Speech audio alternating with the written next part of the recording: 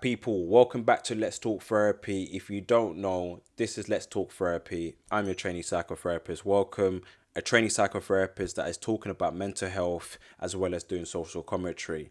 It's been a minute. There's no denying that. Life has just been life, and two kids, doing this profession as well is very intense. But at the same time, I wanted to give a lot of time to that work as well as here. I'm not trying to be a slave to the algorithm. This is just more purely a sort of hobby, something that I do on the side. That's something that I really enjoy doing and like talking about. However, this is something that I'm not going to always be putting out, but this is something that you can always go back to use as a reference. This is a platform where, it's about the work as opposed to me. Of course, in today's day and age, there is personalities, there's people that you like to watch and so forth.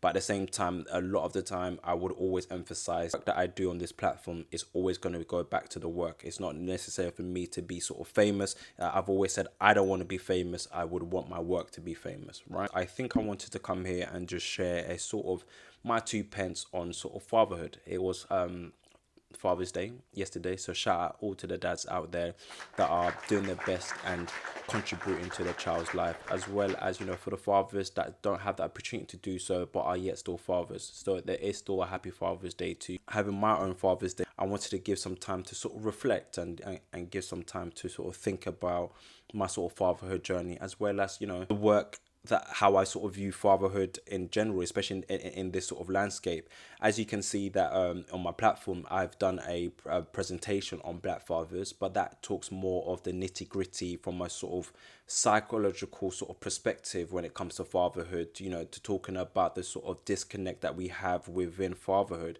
But yet at the same time, I do talk about the modern day of fatherhood. And I came across a lot of posts that kind of sort of reflect of the modern day fatherhood that spins it in a more positive light. So if you haven't checked that out, please check that out as well. And don't forget to give a like and comment to the channel. Let's get into it. So I wanted to really share first, before I get into my sort of perspective on fatherhood, I wanted to read out this sort of post, right? So let's go. According to a 2016 study by the Pew Research Center, fathers reported spending an average of 8 hours per week on childcare, nearly triple the amount of time they spent in 1965. In the past, specifically in 1982, 43% of fathers openly admitted to never having changed a diaper. However, the statistic has significantly decreased in recent years, reaching a whopping 3%, from 43% to 3%. Of course, from 1982 to now, there's been such a culture shift, such a drastic change within work, such a drastic change in technology, such a drastic change in politics, right? So, of course, around in that time, you was probably working, the man, or you was away from your child for a number significant of days as well, because you're out here hustling and bustling. Fathers didn't even come home because of issues that happen within the UK and America, police, and so many different things. And also, the responsible care of parenting in general has been so different. However, this positive shift is supported by research indicating that when dads actively participate in dressing, diapering, and bathing their infants, it fosters a stronger bond between father and child as the child grows. Really, really important. And I'll explain my sort of perspective when it came to my sort of boys as well. Today's fathers are well aware of the changing dynamics. Studies show that millennial fathers hold the most views about childcare and actively seeking a more distribution of parenting responsibilities in their household. Perfect. And and the reason why I really like this post, on the main image it says millennial dads are 3 times more involved in childcare than previous generations.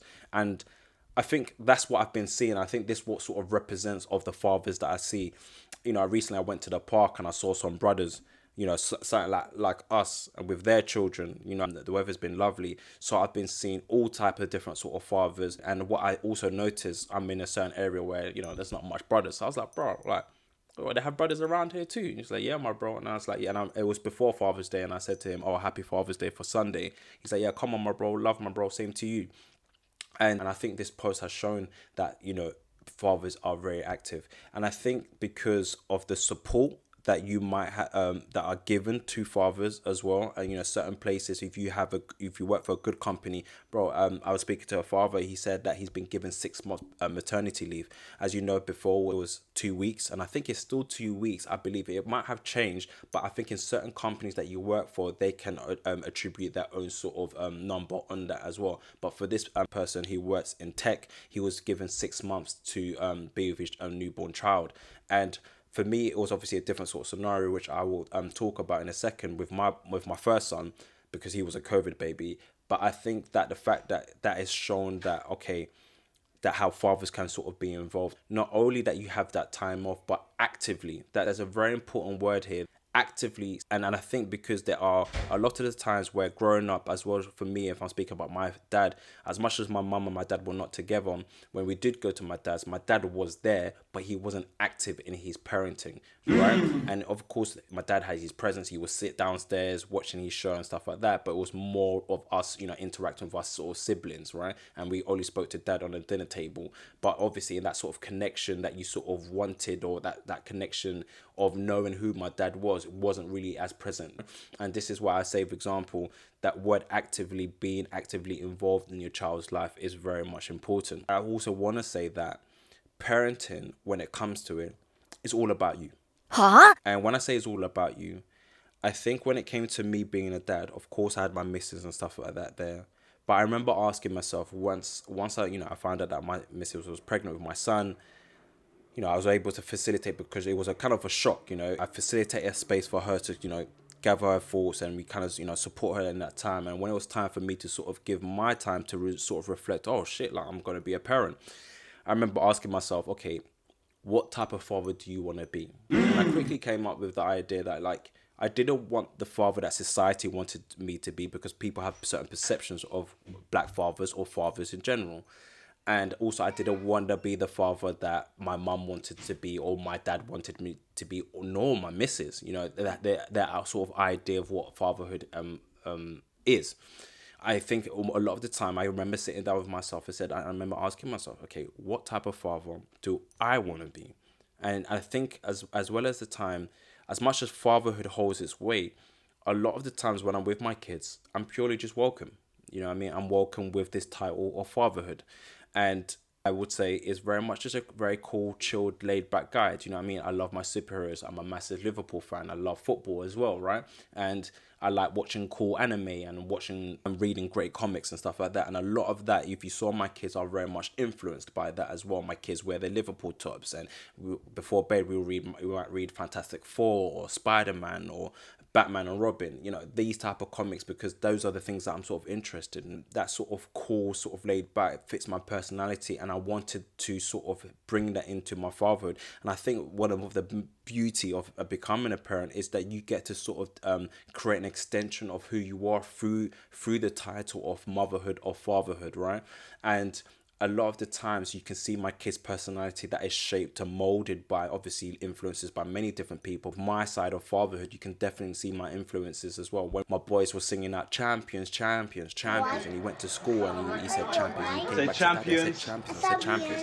And I think that's sort of my influence because of my excitement, my joy. And most importantly, appreciation for your own kids, because they are an extension of yourself. There's a bit of individualism that I have with that. After a while, these kids are just going to become who they want to become, right? And most importantly, what was for me the coolest thing that I can give my kids was to be a gentleman, to have respect and have manners, not for other people, but for themselves, right? And also to sort of, show that, to say your please and thank yous, to be respectful to others, to be considerate of others as well. Recently, I had to speak to Casper about homelessness, because he kept saying, it's unfair, it's unfair, it's unfair. And I remember saying okay, this is enough. You keep saying it's unfair, but look at this situation that other people have, right? And this is where you got to be grateful, and you have to understand your own sort of privileges. And you might think for a 5-year-old that might seem a bit much, but no, it's not really much of a surprise that they're not able to articulate about their sort of thoughts and feelings, because they've been installed that from young, right? And even if I don't agree, I'm not meant to be there to agree or disagree, but I'm there to sort of listen, right? And I think a lot of the times as well, just like a therapist, a lot of people think you're always talking as a parent, you're always trying to lecture. Not, to be fair, more time you're actually listening, and more time I actually listen to what my kids say as opposed to what I'm really saying. But the idea of fatherhood that I kind of came up with was the idea that I wanted to make fatherhood my own sort of identity. Of course, don't get me wrong, there were influences by my own father, influences by society. But what I was able to do was deconstruct that and see how much that applied to me, right? So, for example, let's say I was brought up in an African household. I can't lie, I was beaten. Do you know what I mean? And I remember growing up before I had my kids, I will beat my child. I will beat my What did he say? And it might sound crazy, but listen, it was my upbringing. It was the sort of psychological makeup that felt sort of the norm. Until when I realized I had my kids, and I thought to myself, it's when I had my kids, I realized I actually don't need to beat my kids, because obviously it's just different. And I think that I'm able to sort of use my voice and able to communicate something that they sort of understand. And I guess for someone like our parents or parents before, maybe hitting was their way of actually expressing themselves or expressing their sort of frustration, because yes, it doesn't make it right, but because they didn't have that language to do so.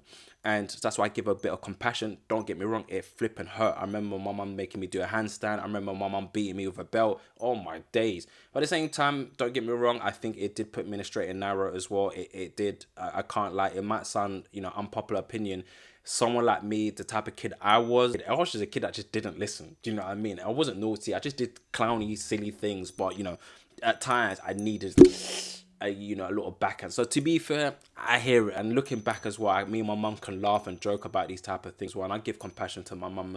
And obviously knowing my mum now, she's obviously changed and understood, okay, yeah, if she knew that the information that she has now, she don't think she would do that as well. She will use more of her words, or use certain punishments, like take your Xbox and so forth or whatever.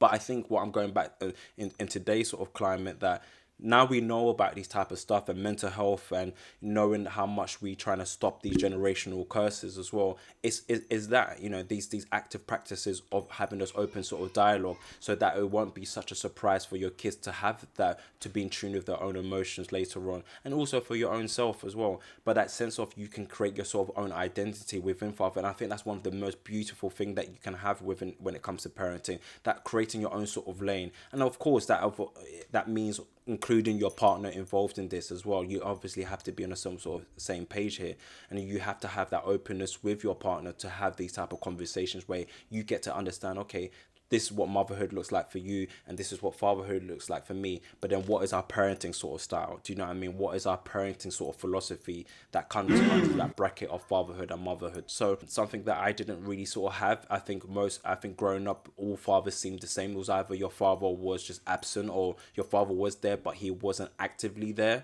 But now I think hopefully that in generations to come, I think a lot of kids will grow up and say, yeah, my father was around, or my father stayed at home with us while my mum actually worked, and, or for example, like me, like I was saying about my first son was a COVID baby. So I was working at M&S at the time.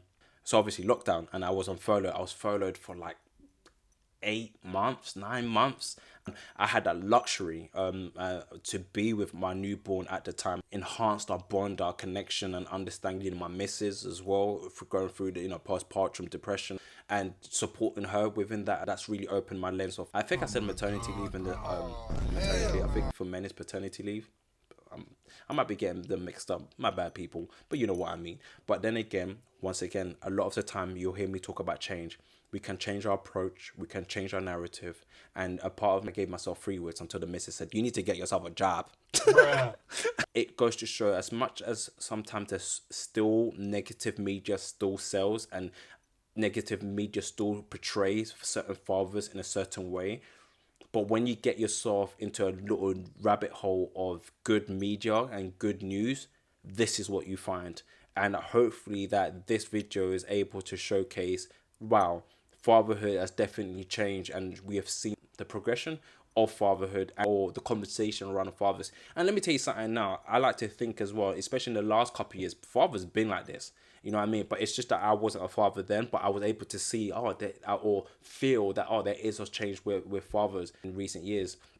And when I became a father, I was definitely exposed to more fathers and stuff like that. And when you speak to them, for fathers that are not with their partners, but yet still have a flourishing co-parenting for their child, or fathers with their partners and they showcase their parenting and showcase their own journey of fatherhood, I think it mimics a sort of positive sort of lens of fatherhood that I think needs its praise. And I'm always going to be an advocate for men, you know what I mean, especially in today's climate, that, you know, and there's men that are going to be fathers, or men that are fathers. This is what's really important. This is what you gravitate to. But yeah, I didn't want to make this video too long, but I just wanted to share my sort of 2 pence. Black Fathers Part 3 will be coming soon as well. Finding the peace in the chaos is very much important. But stay tuned, people. Don't forget to like, comment, share, subscribe. And if you've made it to this part of the video, I really do appreciate it. Please share this as much as you can as well. The algorithm is still important, as much as I ain't no slave to the algorithm, but it is important because I do believe this work needs to be famous. This work needs to be put out there through the conversation of mental health. So yeah, people, take care. And give them fathers, happy Father's Day. But it's not all the fathers. Because some of the fathers are there to carry disease. They don't give a damn about the children of God and take it to the Babylon with their wives. Yeah. You understand me? But the good ones, I'm giving a good Father's Day in advance for them. It's yesterday, but still the life is going on. But the only thing I'm going to tell people in this morning, they have to become courageous and cheerful. The only thing they have to do, you're going to take it to the downstairs. You understand me? Yes, The only thing you have to do, listen to the president, and then the measures will say, everything when you're going to greet about and take it to the man, right? Then you feel everything, everything's going to be. Thank you for the words, thank you for the food. Yeah.